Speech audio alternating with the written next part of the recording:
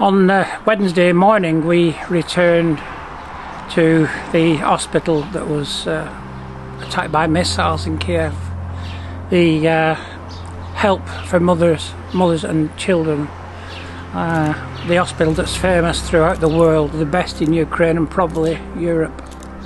Just 2 days before this, the mothers have been happily nursing their young children suffering from leukemia and other cancers, and they were very relaxed knowing that their children were getting the best treatment in the world and thinking and believing it was a place of safety. The sadness and despair that I felt walking around the site was beyond measure.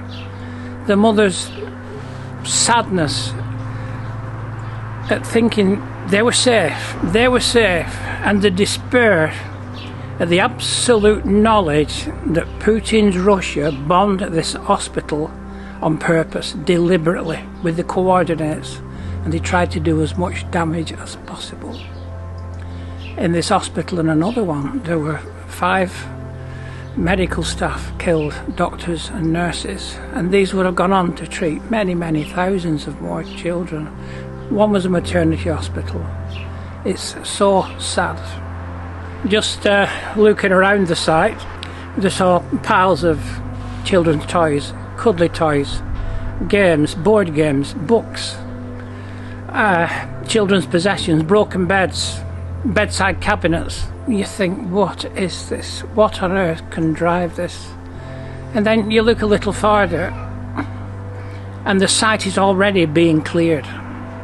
There were so many machines in there. We couldn't record my voice much because of the noise behind, but that noise is wonderful because Ukraine will not be defeated. Just a day and a half afterwards, and we had the earth movers in, and they were collecting the twisted girders and the broken buildings and uncovering the damage underneath. There were cars completely flattened up to like 25 centimetres thick. The blast was that horrific.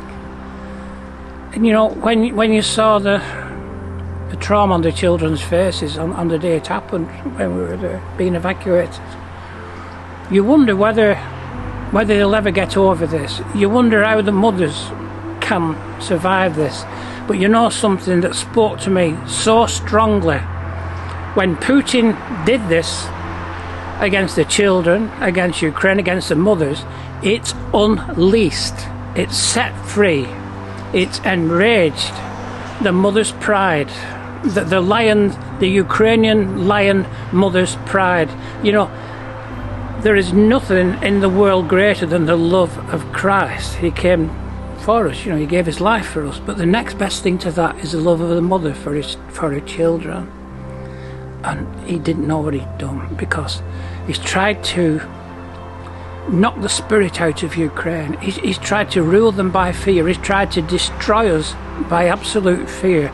But all he's managed to do, every time he attacks a civilian site, every time he attacks an hospital, and believe you me, they've now attacked over 1,400 hospitals, destroyed many of them, 1,000 educational facilities.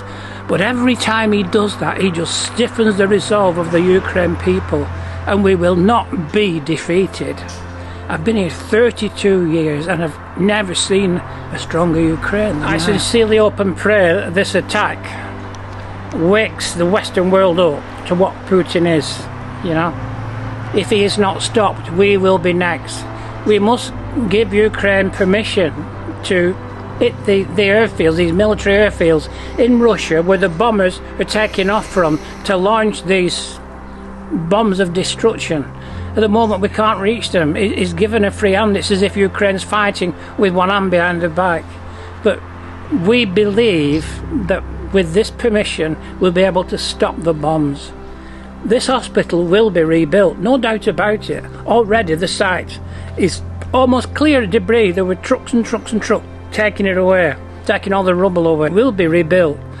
I saw a hospital just a few days ago, and that had also been destroyed, but it had been rebuilt, almost completely rebuilt in just over a month. All it needed was the beds.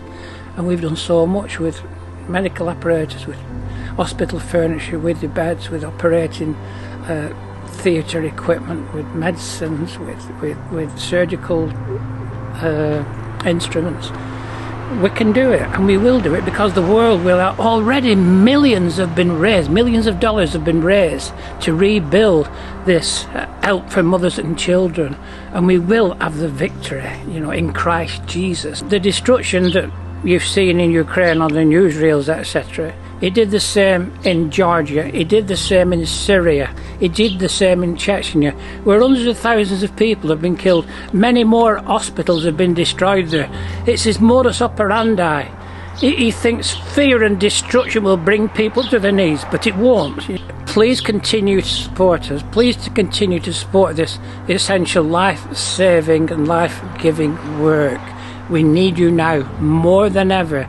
And I've just got a couple of scriptures to read to you. One is Isaiah 41:10.